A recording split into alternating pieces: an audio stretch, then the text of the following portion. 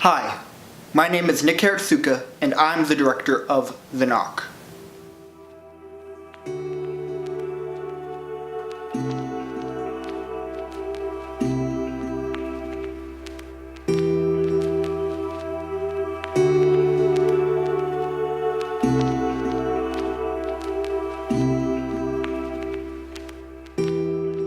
Well, this all feels a little bit familiar, huh?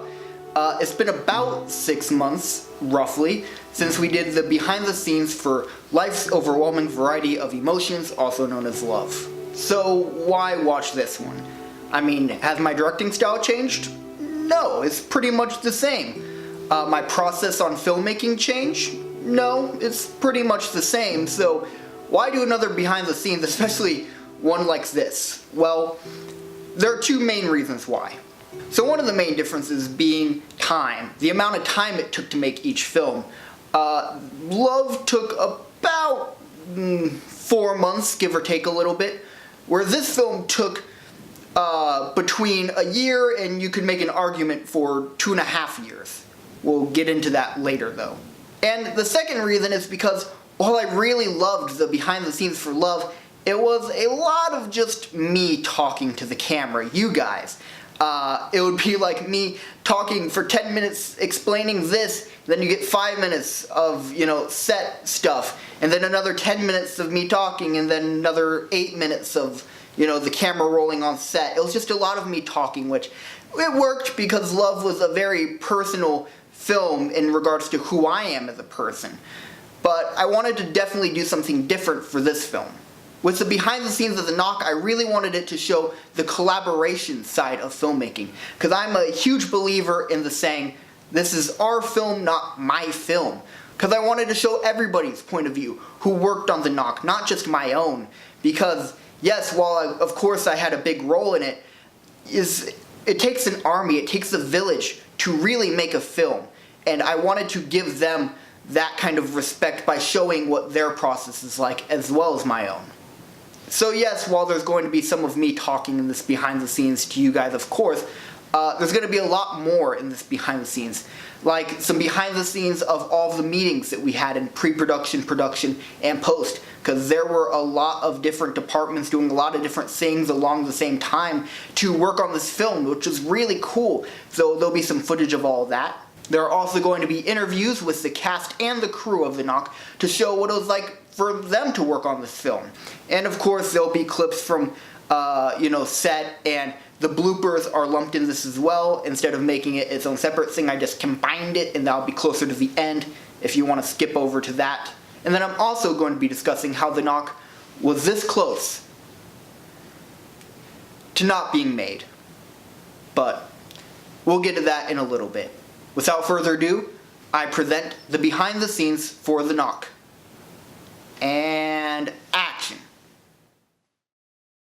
Well, what it felt like to be like a production designer in this film, I got more like opportunity than the last one, because like for this one we needed to do something a bit different. Like I got a bigger crew, I asked for more people for help on this project, and like it wasn't just me this time. I got more people to like give me ideas, different point of views on it, on what design we could do for like the creature, the setting, and all that, and just like the full idea.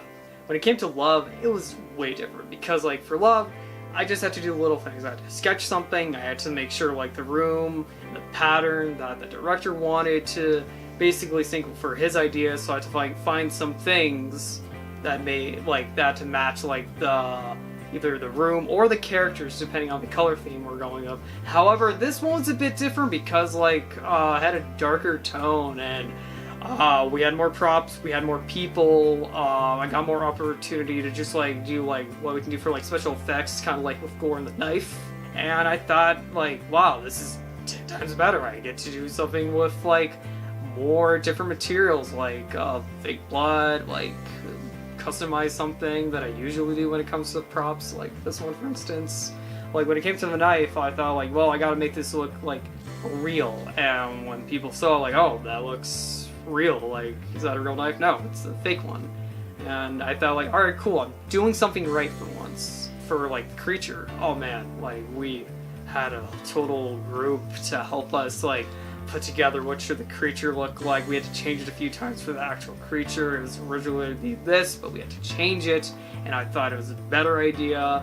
And we had to like look up, like get help from a person I know who took a class about like dead bodies and all that, which is super interesting because they told us what the skin would look like, what would the smell be, what would, like, you know, what would a decayed body be more like if it was possessed by a demon. But it was like really interesting to see like how much like research we went into this, and just like the creature we finally agreed with, which is amazing to see how we got it.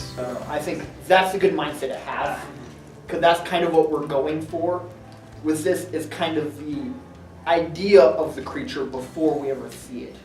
Like, for all they know, it could be, you know, like Jason with a knife or something. It's not exactly.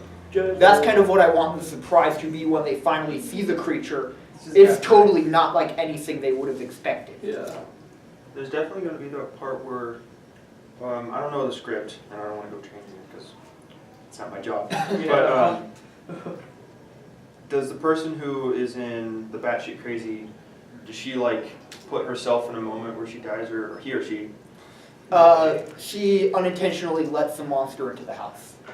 Okay. I get it. Pinterest would be really helpful for us. Okay. Because We're not judging Dude, you. I use Pinterest all the time. Dude, Perfect, okay. I use it for poses, for like when I It's- have to draw. So you're honestly because good. in the film industry, it's great for like especially art departments to just look through like monster designs. If Oh, yeah. looking at. People And always just do start that. if we have like a group pin board or something, so we can just say, hey, look at the eyes on this one, or look at the whatever on this Or one. like look at the movements right there. How they. Yeah. Oh, I'll try to get on that whole skeletal. Yeah, so Yes. like not have much gashes. No, just except- like. Or like the sunken in Yeah, hollow just like, you know, feel of having like Yeah, Right. just remember, nothing like, you know, left. layers That's and how layers we of can- skin is just like, you know, going away and just like almost let That's them how we can combine almost the see two, the and skull. we can have them naked. Yeah. Obviously, we won't like. No, we had everything. The dick, we had whatever, the balls, pubes, we had But, like, whatever. naked And they're all and then gross where and he was mucky stabbed? too, and Yeah. then just Wait, real quick. Where he was stabbed, I want to make sure that that's just I think like, basically like it's just a hole looking Yeah. into a void. I like it. I like the textures. I like it. Makes it different, dude. I dig it. Nice. YouTube. I don't want to go on YouTube. I want to go on. Oh, I forgot the thing was running. It just turned into white noise. Exactly. That was the test. That's what I love about it so much. Yeah, I got used to it so much. At first, like, I hate it, but just like, it's fun. Why did you hate it? With the film, we're gonna open with a metronome, but eventually the audience it'll become white noise in their brain until we take it away. I take it you guys want to start with creature designs? Right. Okay. Alright, creature design. So, as the text I read, of course, we're not going to have as many scars on this, but this should still stay the base outline. Mhm. I just want to keep the little X on the head because it's sort of a callback to the original design.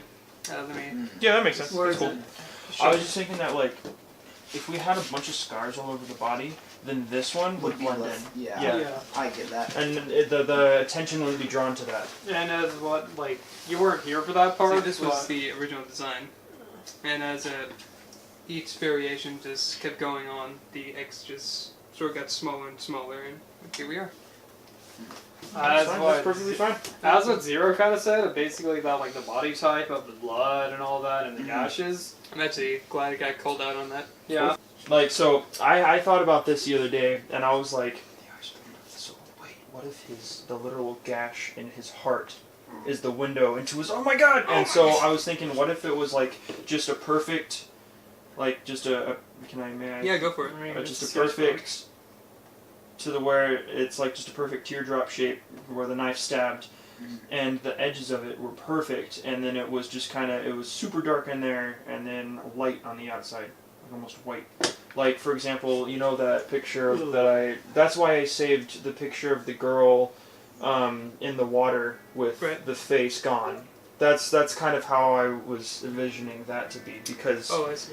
it's kind of like the eerie... Oh, I can picture it now. Opening. Oh. That would work. Yeah. Alright, I'm gonna make a little new rendition.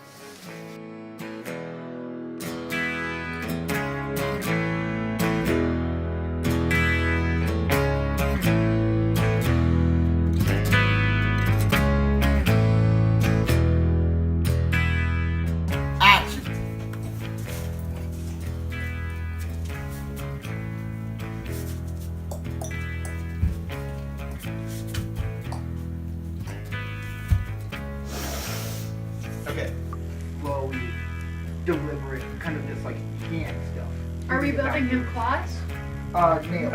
Nails? Yeah, right. Oh, right. Do you want to extend his fingers to make them longer, or do you want to keep them I their say extend size? them. I say just the nails, because there may be times where I'll have you go down on like 3 or 4.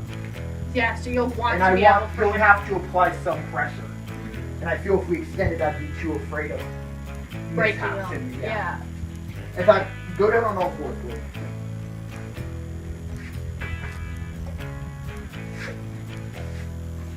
Okay, so I think I see something. You're really near his crosshair. So, Willie, try and always have the 3 on the ground. So when you go down, have the other one up. And it'll be a down, up. Okay. Down, up. Oh man. All So right. his body's moving with the leg that's going forward. Mm-hmm. Okay, I see what you mean.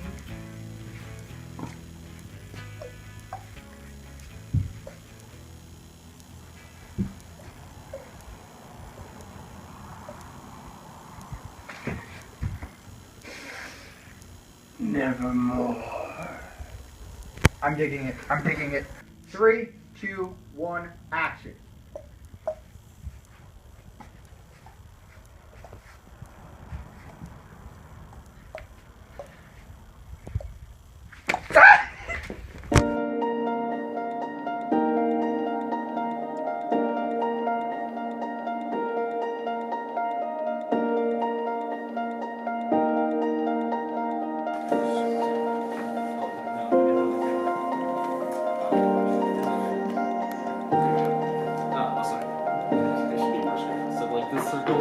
See right here. Yep. There's a little switch, and you see it. This.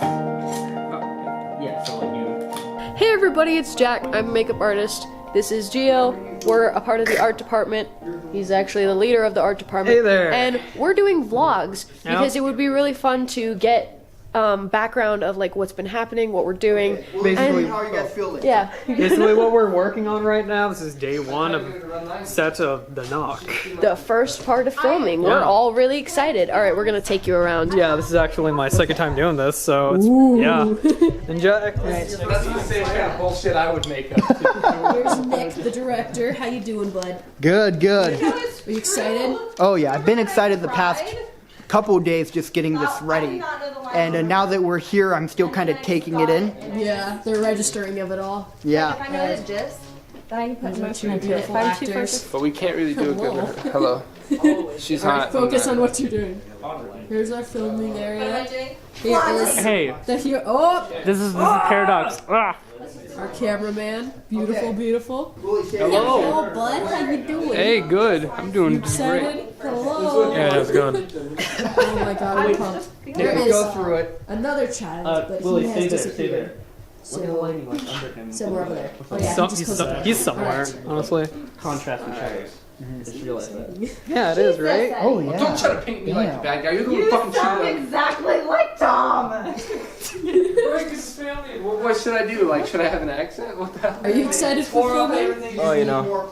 Don't turn me into the bad guy. Raphael, in terms of clothes, anything added? Because at the No. moment it is just all her stuff. No, but maybe like a guy should leave something. Like, Do you have boxers?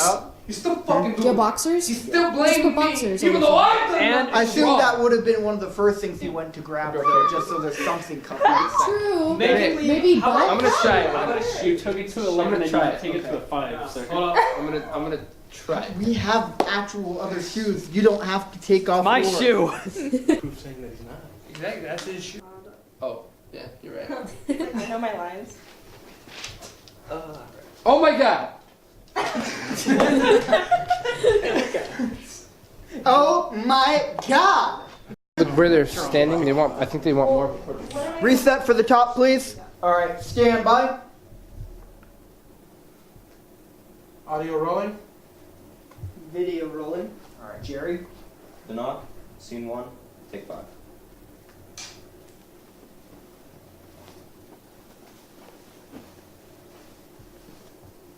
And action. Jesus, Eddie. Oh, don't try to paint me like the bad guy. You're the one who's fucking cheating on me. What was your sort of inspiration? I mean, just go with a full psycho feel, like, you know, kind of like from Catcher in the Rye, like the phonies and all that. Like, one character acts like he dresses all nice and all clean, but like he's like a secret slob. So I'm trying to focus towards that, but also show how mad he is. So Nick, how are you feeling so far about the Knock? I mean, it is the first shooting, but how are your expectations? I think it's going very well so far. The tension is the thing that I'm liking the most about this scene. Is there's a lot of tension in both what's being said and what's not being said, which is giving me some goosebumps sitting in my seat. So, yeah, I'm liking that a lot. Alright, step to the top.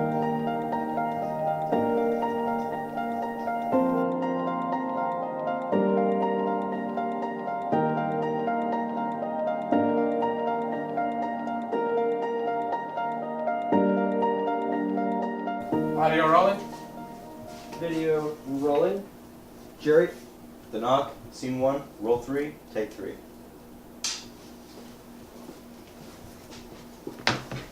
And action.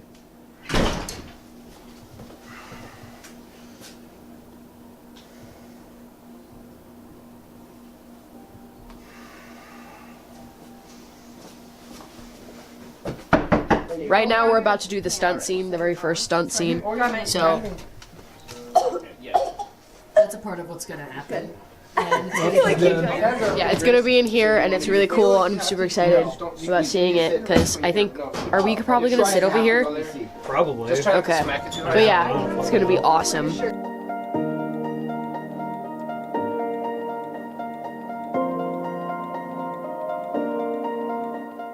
My name is Luke Erkill. I am the DOP of The Knock and also the second assistant director of The Knock. You can tell because I have a camera in my lap. Wow, I'm super pretentious or something. Anyways, the DOP is the person who has to get the idea of the look of the film, the shots, compositions, everything visually for the film besides maybe like production design, props, makeup. They essentially compose the lighting, the composition, all those sorts of things to get emotionally and thematically what the director wants for their film. I feel like you can create stories in a way that impact people in many different emotional ways, like either from giving them immense amounts of joy or just comfort in their lives or just making them realize some of the lesser aspects of life. But, you know, something is important. There's always an important story to be told from everything.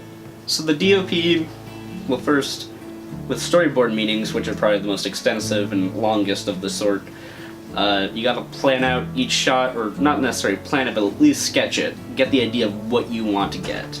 You have to go through the motions of, what's the composition, what do I want the lighting to be, what angles, all those sorts of things. Plan out each shot for the short, and see if it flows together well enough. And then, once you actually start shooting it, then you kind of have to change it up a little bit depending on like locations and just the aspects of where you're shooting that maybe make it more cumbersome, but you get it as close as you feel would work.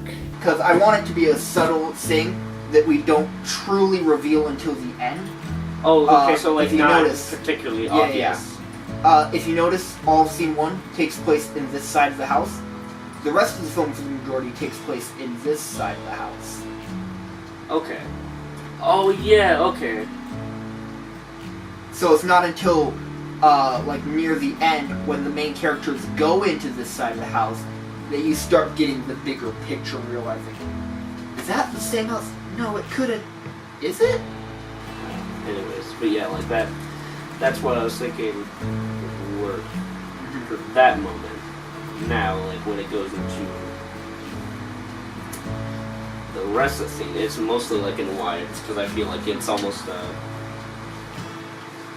someone said, like, there's something much, like, you get a better sense of the environment with wide shots, but it leaves, like, so much disconnection with, like, people and characters in that way. And I feel like that would work really well for, like, right after she says, I think you should go. Yeah. Instead of the emotions, just kind of like the setting and the actions that are happening. I 100% agree. Rather than the emotion of the characters. Well, you get the emotion for the audience, but not really from characters. In comparison between my work on Love and The Knock, for one, Love, I was mainly just a key grip, so either working the lights, working the camera, working the boom mic, just small little things, not really being behind the production of, like, all of one aspect. And another thing, like, the lighting was very much different for Love. It was a softer, kind of warm, inviting tone, so we had to do that for the lighting as well. This, on the other hand, is the complete polar opposite, so we have to, like, think of it in different terms. Like, this is the first time we'd probably have to use a harsher lighting scheme, which, you know, is achieved through that shot. So, for working on a production for Just For You Studios, for one, there's a lot of short films I've seen from sort of slightly amateur productions that seem very slapped together and like in a day and not really all that well thought out, whereas this one, we actually put kind of the thought and the effort into taking our time, planning it out, scheduling it, having the right people, having the best amount of coverage we need. But at the same time, it's not just, you know, like, oh, we have all the time we need, just have a cup of coffee, have, you know, some food. It's more of a, not really guerrilla style, but all the time you need to make it, but you can't really waste any more time besides that. So it gives me sort of the rush of making a product while at the same time not feeling like amateurish. The other thing that we're going to have to consider when it comes to this short film in general, we're using pretty much only theater actors. Yeah. And springtime, it's musical time. So, normally that's about March to April. That means that's going to be their life, March and April. Yeah. And even a couple weeks before then. So that's why I'm trying to get pre-production moving to be shooting around January. Because if we can get this done before the hell of musical stuff sets in, that means we don't have to compete with that. Because otherwise scheduling is going to be so much harder. Yeah. They're going to have rehearsals once to multiple times a week. And if they have work on top of that, it's just not going to happen well. Yeah. I've always wanted to be in a horror film. Well, it looks like you're going to be getting your wish. Yes. You just have to finish this casting. Yes. Ugh. Okay. Could you hand me that sheet right there, the top one? This one? Oh, this one? Yeah. Okay. Alright, so in theater, I've got, here, let me make a little list real quick so I can think of everybody. Yeah, I could see Kristen's role. I've seen him actually. He did a one act with Christian. Christian goes after him, and I think that was the most amazing acting I've ever seen Chris do ever. And I don't think he realizes it because it's such a small scene, but he was, like, Christian was like, put the gun down, son, and Chris has one, and he's like shaking, and he looks he cried for that scene. It was really amazing. Oh, wow. Yeah, and I totally see him here. He's so talented.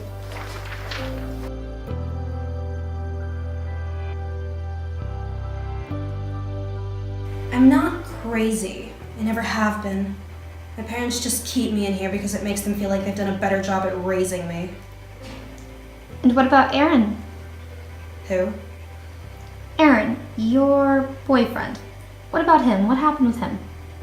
I don't know what you're talking about. I don't know any Aaron. Maybe you're crazy. Payment for wrongful death. Big digits. Now we got lots of money. Lots of money for the life of our boy. How do they figure? How do they know what a 10-year-old boy's life is worth to his parents? I'm not the kind of guy who spends hundreds on a last-minute flight back to New York, tears across town, runs up 6 flights of stairs to knock on my best friend's girlfriend's door in order to run off and elope with her, based on one crazy, thoughtless, inexplicably romantic night. And they all have a lot to convey, I guess. Michael and Sarah especially. Ellie does have a lot to convey, but she's not there for quite as long. Right. And Ellie and Sarah are the only two who have kind of solo moments, I guess. So I guess, there's a lot of acting chops needed there, because both moments there's no dialogue, so it's all just conveying through facial expressions, gestures, that kind of stuff. Right. So that means that Alex and Michael are going to need to have good chemistry. Yeah. or like tension, like awkwardness, right?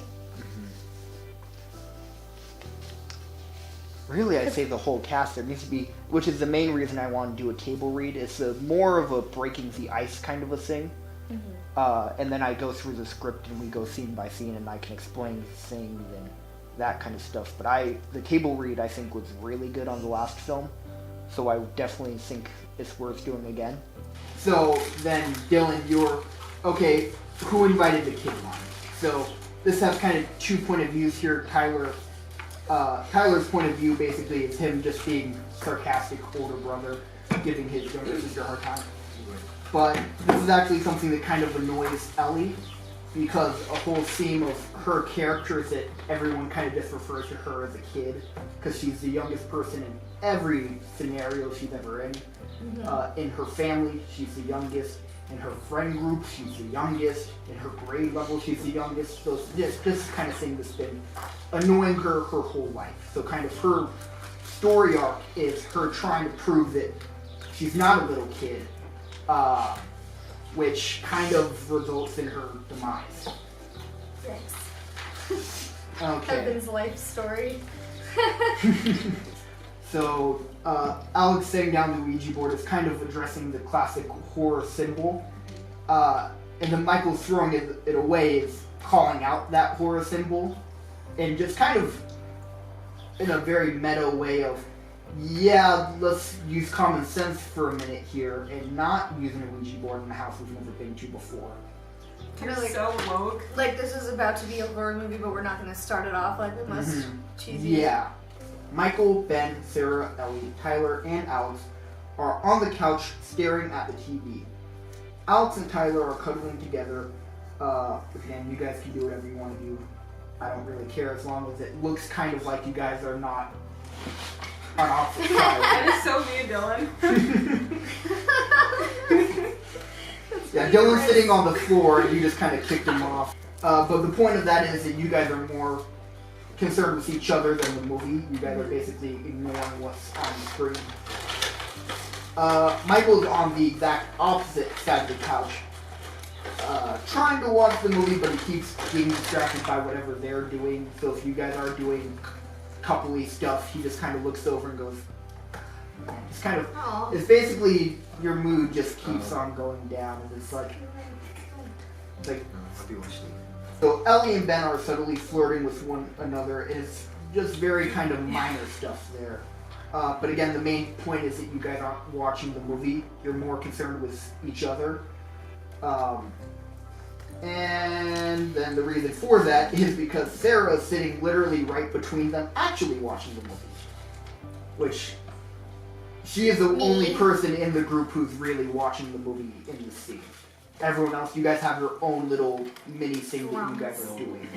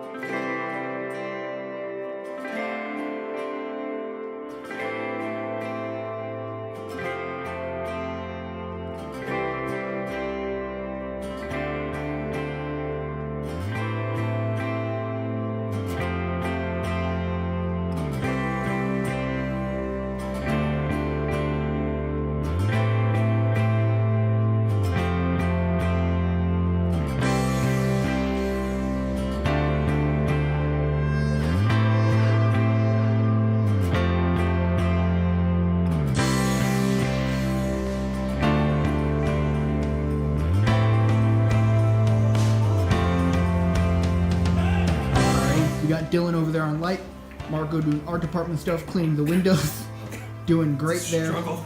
Luke, you're setting up the camera. Yes. Has anyone seen Alex? I don't know where she is. Not a clue. Yeah, Hopefully like not in this big old Alex-shaped pile of pillows. no. I mean, I saw her here earlier, but I just don't know where she is. Man, right? You know. She's gone.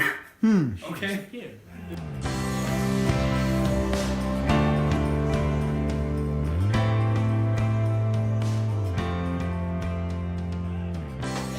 my god, get a room! Who invited the kid? You know this is a graduation party, right? She might be a year younger, but she's still part of the group, so play nice. Hey, but not too nice. We're here to have fun after all, right?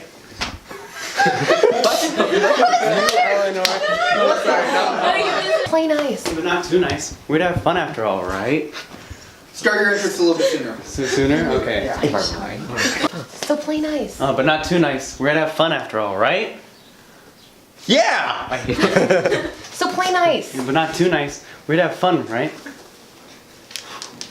Oh my god. Cut. So play nice. Hey, but don't be too nice. I mean, we're here to have fun after all, right? I know I am. So Alex, what's the plan? Recording, you ready? Yeah. And go.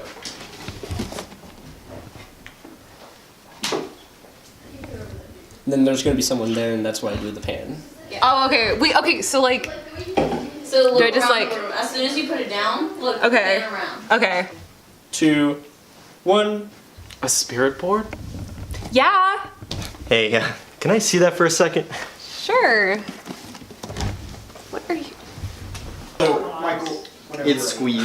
Yeah, whenever you're ready, I'm rolling. Come on, I mean, she has a point. So, ya dating anyone? Nope. What about you? Oh, no. I haven't found anyone in the past few months. But you're so cute. I approve. I got some. I'm like foot sweating right now. Dude, me too. Do you want some? I feel you, Eleanor. Okay. What time is it? Oh god. I Okay. used to never say Chris, yeet, stand but then I here. meant him. Everyone's doing it ironically now. Yeet? Okay, are you freshman? I say yeet because of him. I've seen you before. Have you? Record those things. I'm standing where you. Okay, I You am. were in class with each other. Or you helped him a little bit. I don't know if he does me, to be honest.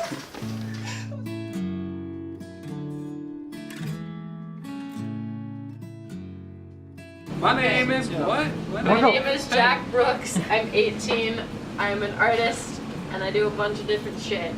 That's about it. I've been working on special effects and that type of stuff since like 2015, so like 3 years now. I started doing it because I started seeing weird makeup and crazy people doing these amazing monsters just with these cool little kids. And I was like, I really want to try that. So I tried it, and I did it for a Halloween costume, and I completely destroyed, and I scared a bunch of children, and it was a lot of fun. I've had a lot of fun experiences. I think the best one so far has been with when I first met Willie, and we were going over his lines at first. The very first time he had like actually looked at the script and he was reading it, and he was like trying to figure out how his character was, and like him and I were screaming at each other at the top of our lungs trying to like figure out what he was trying to do with it. And then when everyone tag teamed and helped make the monster in the 30-minute span we had before we had to film the rest of it, and that was really fun. And that was just entertaining because all of us were running around being super chaotic, and he looked awesome in the end for at least what we could do with it.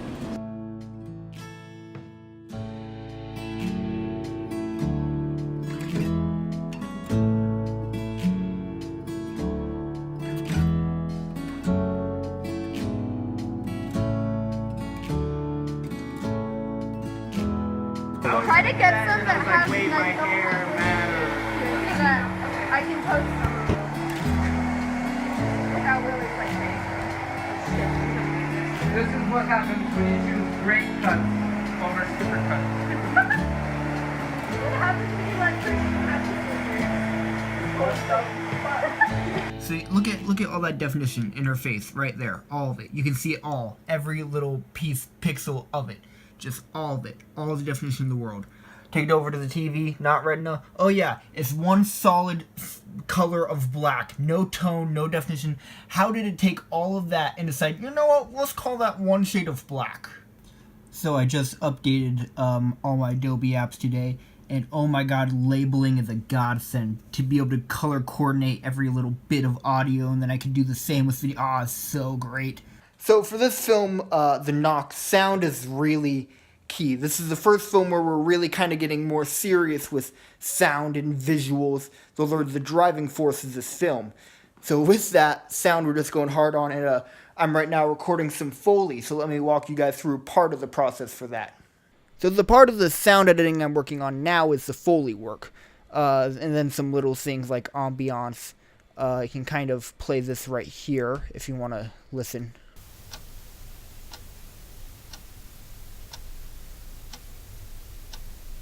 So for those of you who don't know what Foley is, it's basically the art of making all the little sounds. So in terms of shooting, the main thing that you're trying to make sure you got sound coverage is the dialogue. That's the focus. And then in post, what I'm doing is, another reason I also cut everybody's pieces apart is because I wanted to really isolate their dialogue, and basically do things like remove the background, remove tapping and other sound effects that were natural through the shotgun mic on the camera, because that audio wasn't great for that, and we were more so focused on getting the dialogue. So with Foley work, after I pull all those sounds out, I'm going to be adding them back in basically by re-recording them and making them sound much cleaner. So if we just play this here.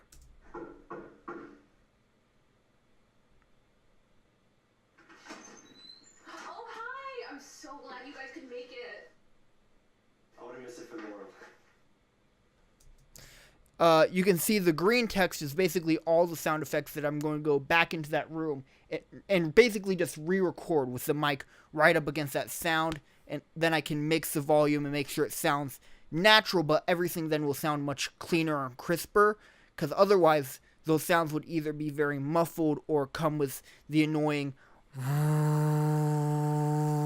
of noise hum. And speaking of ambience, you don't want your sound to be totally quiet. Like, even if you look at feature films and blockbuster movies, there's never anything that's actually quiet, with some exceptions of course, but like a quiet scene still has some sound in it, and it's called ambiance. So I will also be re-adding that in, and that's basically a combination of things like some room tones, and little white noise that you wouldn't think about, like a refrigerator going on in another room, ticking of a clock, a lot of little sounds that will be layered and layered and layered to kind of give that natural, roomy tone. Men's dress shoes, right, left, right, left.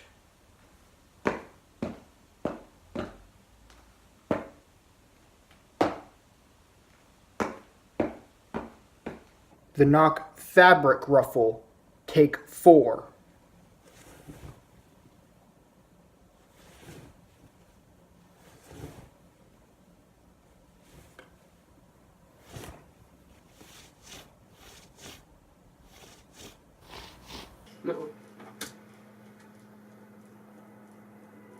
What the fuck are you doing? Alright, fine. I'm gonna do it myself.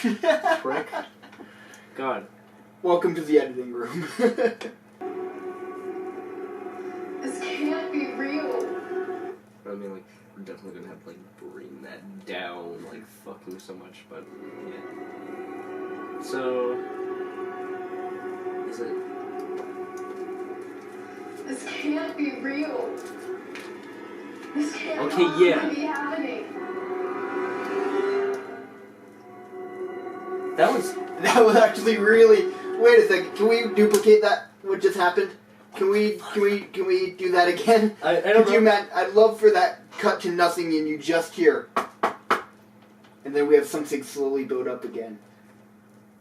Just because that stop was perfect. Happening. Trying to get the knock in place first.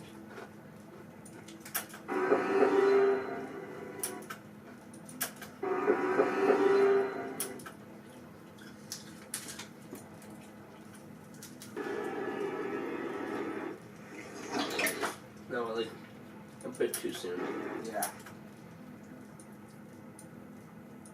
Actually, let me just do this as science, because waveforms are the same.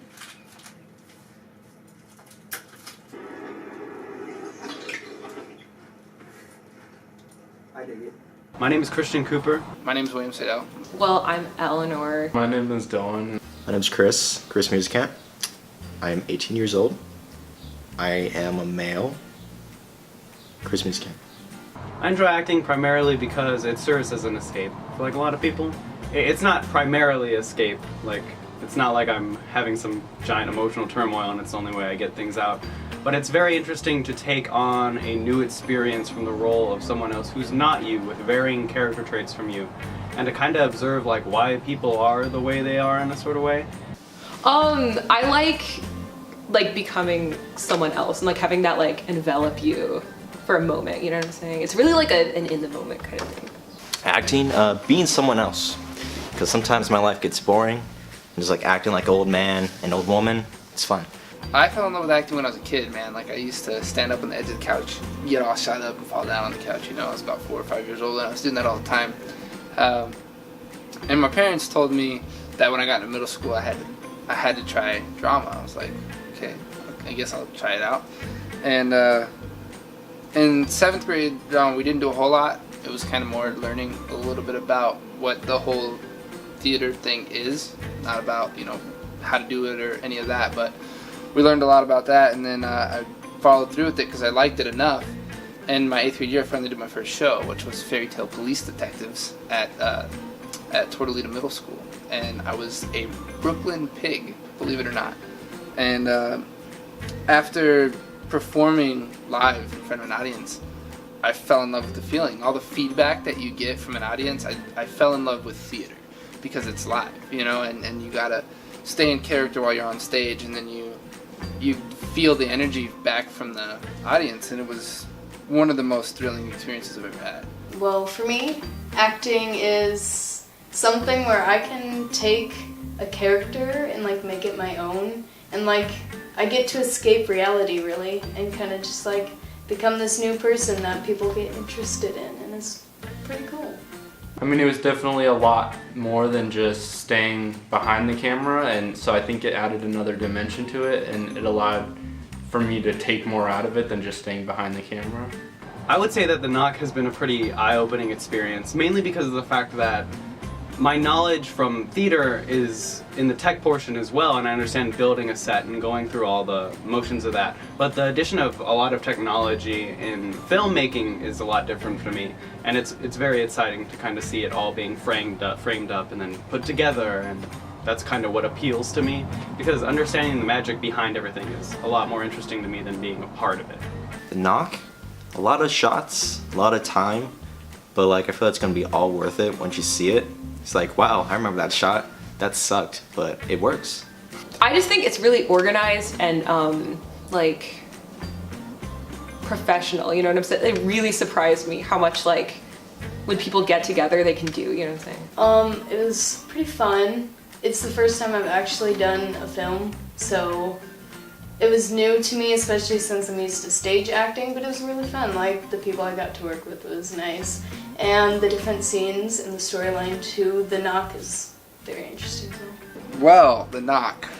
This was an interesting film because it was only my second film with Just For You Studios. I did 2 films before, but they were like little extra parts where you don't even see me. But with The Knock, it was way different because I had to sit through hours of makeup. I mean, like I sat there and did 4.5, 5 hours of just getting latex and then cotton and then latex and then cotton and then latex all over my face. This dried enough to where she could work on it off of my face. But then we had to get me into character, into costume, and I put on the pants and the shirt, and then we cut them up, and it was the same costume from the scene where I was Eddie. And what we did then is I had to get that, like, I don't know what you call it, I guess just white body paint all over my entire body. In theater, it's really you taking orders from one person. In this type of thing, it's more like you make your own interpretation. It's like a collaboration. Theater life is like a lot more hands-on, like you're doing the actual work and like practicing or even realize it's show day, but like you're prepared. This one, it's just like, oh, we're good for this one head nod. And then that could be your whole scene, but like it makes you feel like, oh damn, I'm in that. It is very different. Theater acting is more like comical, I guess, like not literal. And this is like you get multiple shots to like make it real, where on stage you get one shot. In theater, you get into character at the beginning of the show, and then you pretty much stay in it throughout the entire show. Especially if it's a performance where you're a lead or large character and you have a lot of different time on stage. In film, it's just so much different because, you know, you take and cut and take and cut and take and cut, and you have to keep getting back into character, in and out of character, which is difficult. It's not as easy as some of the professionals may make it seem, but I'm sure that some of them also struggle with it. The biggest difference, I'd say, is something that we're actually taught in class, and it's that what you do on screen is very different from what you do on a stage. On a stage, you are designed and like told that you need to expand how you're acting and kind of be a bit louder and to purposefully like push out. Whereas with film, you don't necessarily do that. And also, most of my time in theater was spent doing comedies. And while this isn't a comedy, it's really nice actually to be able to act in a different way, because usually you're just making jokes all the time and it's kind of hard to express yourself seriously and kind of let out like how you feel at a moment. I think my biggest takeaway is that you can never get too much into character. I think that at every point you can learn something new and you could do a tiny thing to make your character even better. And so I think there's never a perfect character. I think there's always room for improvement, and that's what the knock has showed me. Like before, it was like walking a new thing. I was like, wait a second, where's the hammers? Am I building this set? Nope, just acting. So a lot of like, your acting, get in there, don't mess up. I think my biggest takeaway is like just like the utter teamwork that goes into this. Like it's really, every single person is so important. My biggest takeaway from the knock is probably the fact that you can have a big impact by just being a smaller portion of something. One of the big problems I think that people have in general, and sometimes I have, is that you always get worried when you're not at the center of something. You're on the sidelines, and a lot of people kind of lose themselves when they're not directly in frame in a way. But it's really important to kind of reel yourself back in and realize that it all adds to like a final product, and it's super important because, you know, when you see side characters in movies or something, they're not just disappointed, like you actively enjoy them and you think about how they're written, you kind of take it all in. I guess I've learned more how to work in film than like actual acting on stage. Like it helped me learn both experience there and here. The biggest takeaway from the knock was probably the confidence to do a more heavy, dramatic role, because Eddie, who was just a kind of dark guy, very emotionally complex, I felt I did pretty well. I didn't do perfect, obviously, but I did pretty awesome, I feel. I mainly get into character by kind of just reeling myself in and then letting any anxieties or fears I have kind of go wild. I sort of think of it as like redirection. So, for example, with a lot of people will get stage fright. My solution to stage fright in a way is to kind of just take it in and then push it out toward whatever emotion I'm supposed to be feeling at the time. And I've also always been told never to memorize emotion on lines. You memorize the line itself, and then as it happens in the moment, you kind of just push out whatever you push out, and that's kind of what you deal with. This character is like really similar to me, so it's more like meditating on who I am and like how I would respond to this, you know? Usually I just do it, like some people warm up and some people like think about things that have to do with the scenario, but I don't know, it just comes. Reading the script, listening to music before I come in for like an hour, 2 hours, never know. Just like getting ready, you know. It varies depending on the type of character, the type of scene and everything, but typically it's along the lines of kind of revisiting how I feel the character felt throughout their development as a person. Like what was their childhood like? And these are all very brief things that I don't like attach a whole lot of depth to, but enough to develop the emotional intelligence and capability to be how they are, however they become, you know, whether it's Eddie, who's kind of a dark, twisted person, or if it's, you know, Tom from Love, who is much more like relaxed guy. Now he's emotionally complex, but he's much less crazy than Eddie. So you would imagine their differences in childhoods and experiences, and so I kind of go through those in my head and revisit what I feel is happening before, and then just kind of relate that to some sort of experience I've had in my life. I enjoyed working with everybody else and like the environment that we were in. All the laughs, yeah, some really talented people working here, and a lot of surprises to people, like how talented they are, like behind the scenes as well. It's like, whoa, I don't even know what that means, but you seem to know what it means, and it works. I think I just enjoyed being around everyone and laughing, having good times, and just being around a group of people that had a passion for all of this just kind of really made the experience really enjoyable.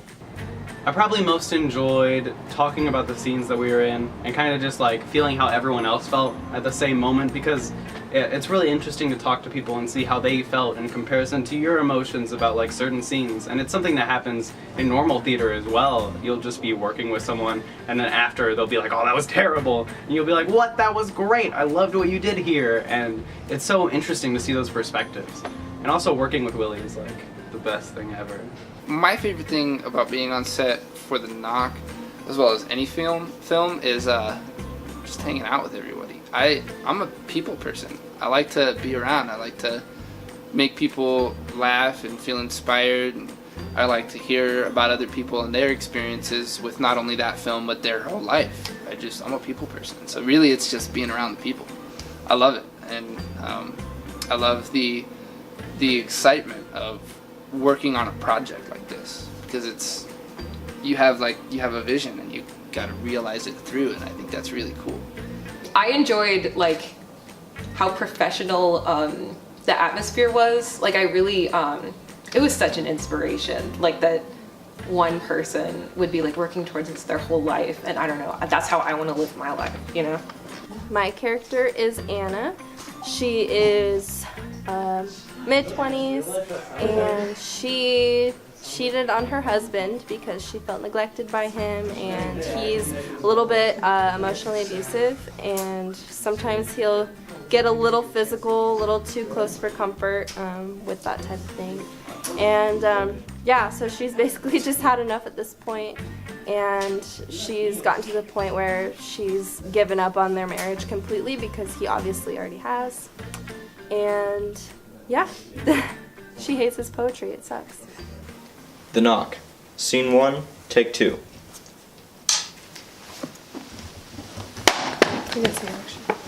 You're right. My bad. Reset, but don't stop rolling. I had so much emotion. Go get it. You're good. I was ready. Go. You don't see me. Beat him. I'm visible. I'm the secret lat man. Leave me alone. Alex, you are still rolling, correct? Alex, you are still rolling, correct? Yes. Okay.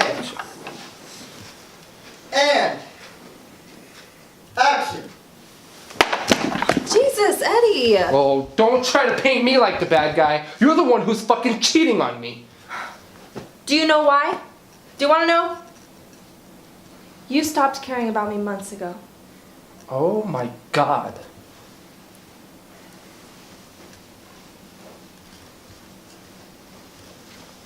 You fucking cheated on me. You're not wrong. Cut. It did happen. And action. Jesus, Eddie. Oh, don't try to paint me like the bad guy. You're the one who's fucking cheating on me. I'm sorry, I was really thrown off by the accident. I didn't know that was happening. Oh my god. I'm serious. Shit. Even though I've done nothing wrong. That's bullshit. Okay? I know what I did was wrong. But ever since we got married, you've been piece of shit. I just That never... was so much better, I'll say. That's okay, leave it like that. Don't try to paint me like the bad guy. You're the one who's fucking cheating on me. Do you want to know why? Because you haven't paid attention to me in months. Fuck, I forgot my lines. All this time. All this time. One time. Cut.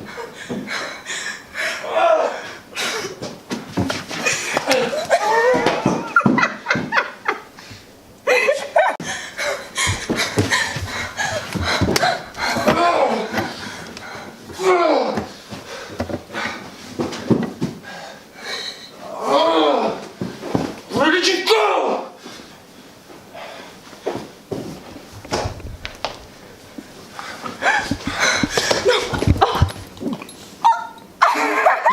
What'd you laugh? Because the whole knife bent.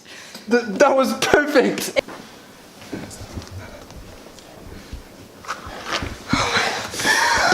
Ow, my nipple.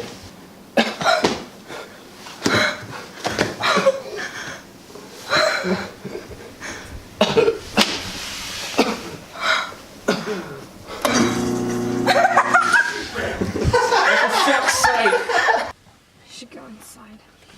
Yeah. Let the sound fest begin, right?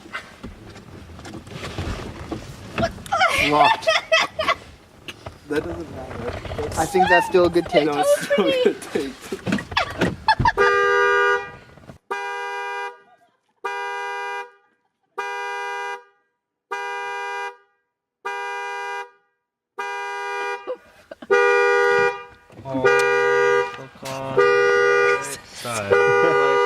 The audio is so rolling. See how it does work. Where's he going? Does he have the keys? Oh my god, Nick. Nick. Oh my god. What happened? Okay, I'm gonna open it again. Don't hit the unlock from the inside. I don't remember specifically hitting that, but I did. What was that for? There's no goddamn way we're hanging out with ghosts in a house we haven't even been in before. That's so weird. Like, What was that for? there's no goddamn way we're hanging out with ghosts in a house we haven't even been in before. What was that for? There's no goddamn way we're having ghosts in this house we haven't even been in before. Okay, also there's another line. Is there? Wait, what? There's no goddamn way we're hanging out with ghosts in a house we haven't even been in before. He's got a point. I mean, whose house is this anyways? It's my aunt's. She's on a business trip or something. Well, she's gotta have something around us for... I don't even know the line. I'm making it up. It's my aunt's. She's on a business trip or something. Okay, well, she's gotta have something around us for... stuff to do. It's my aunt's. She's on a business trip or something. Okay, well, she's gotta have something around us for... Stop! What the fuck? What was that for? There's no goddamn... What you... She laughed! You better get it in the trash can. Also... That was an hour ago. It's my aunt's. She's on a business trip or something. Okay, well, she's gotta have something around us for something. What was that for? There's no goddamn way we're hanging out in a house of ghosts where we haven't been.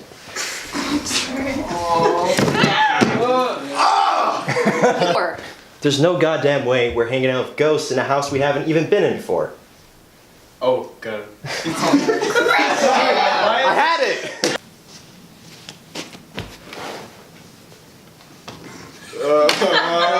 Am I running? Yeah, just so I can see the rock. Run. I didn't Look, you gotta be fast.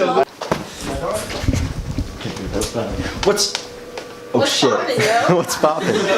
Is that another card? What's it say? Gas, you good? Yeah. Luke, let me know when you're rolling. I am. Better than ever. Alrighty. 3, 2, 1, action! Lock yourself in. And it, Cut! Alright, so... rolling. Alrighty. 3, 2, 1, action!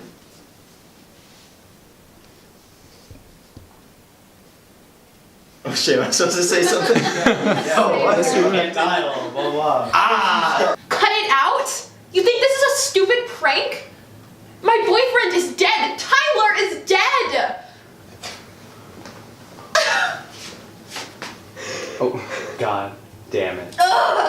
I knew it before we started reviewing. I made a face. That whole thing was. Also, You guys are being assholes right now.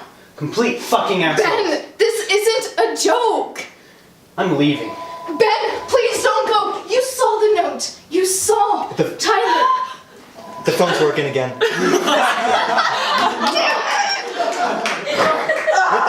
I felt that. What the hell was that? I don't want to know.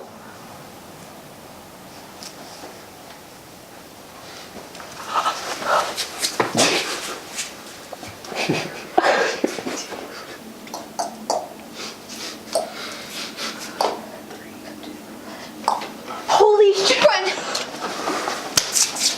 you guys can actually run, by the way. You stay there. You're dumb. Spirit.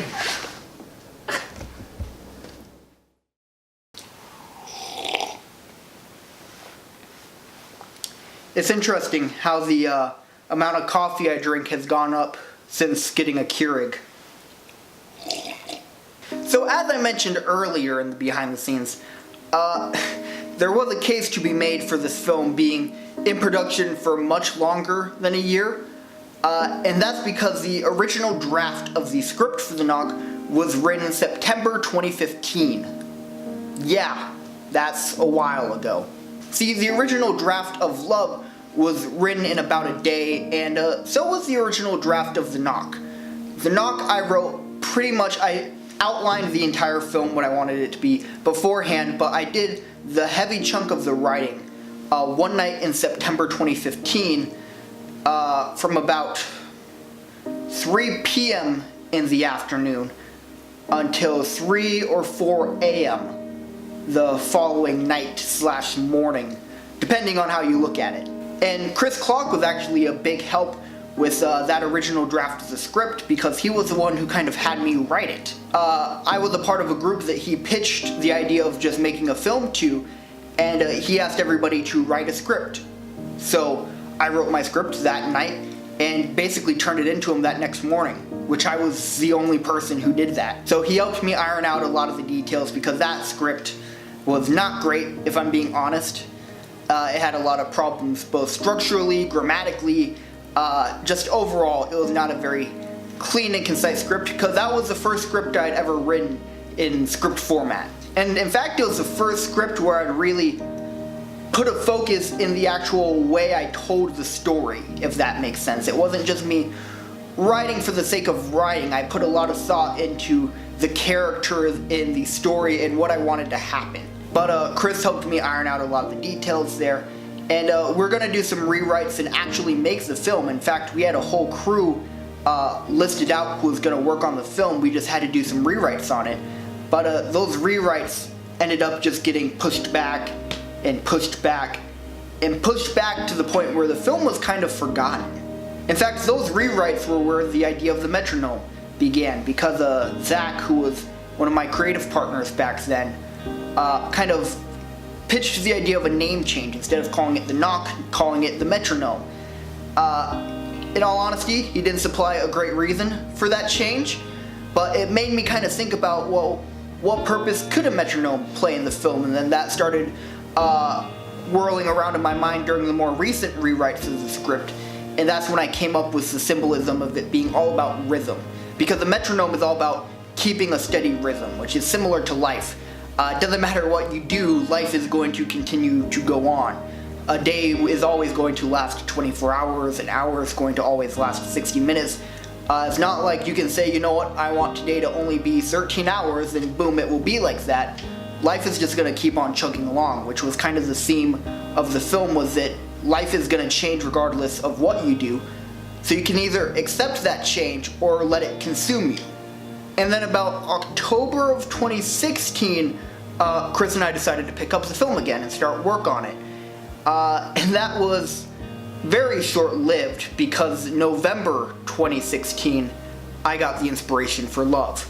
Now if you want to hear the full story of that one, go watch the behind the scenes for Life's Overwhelming Variety of Emotions, and now just know that it takes place 1 month after me getting inspiration again to do The Knock, and then having to put that on hold to get Love cranked out. Now, the behind the scenes for Love, I kind of talk about how that was a kind of rough period of my life, and because of that, I wasn't really motivated to pick up another film immediately after Love. I needed some time to myself, a cool down period to really kind of evaluate some things. The Filmly, who is my kind of film family, was very supportive, helped me out during that time, and that kind of re-motivated me to work on another film. So in July I said, you know what, I have to get this film done. This can't be something that's just on my shoulders for the rest of eternity. I have to get it done so I can focus on another project without feeling the need that I'm just kind of dragging and letting this one sit. So in July, I restarted production on the film with the intent to not stop until it was finished. So all of our creative core members, which is pretty much the people who I interviewed staff-wise, you got Raphael there, you had Chris there, you had my assistant director Jerry there, all the creative core members of the production, I had a meeting with them early August to kind of address the film and then start thinking about all the concepts in it. While, however, I was rewriting it. Because again, this was still the script from 2015, my first script. Love taught me a lot about how to write a story, and just looking back at that script, I was very unhappy with it.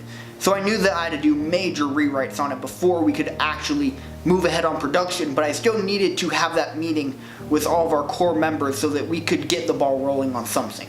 And what I ended up doing was keeping a lot of the core concepts of that original script, the characters, the world overall, and just reworking it from the ground up. And the best way that I could think of to improve upon the script was basically just to not hold myself back so much by what was existing, but look at what were the aspects I liked about that script. And then I just started asking myself a lot of questions. And that's what I feel is the key. Just ask yourself as many questions as possible, and that will help you iron out all the plot holes, all the problems with characters and story arcs, and really kind of fleshes out the world.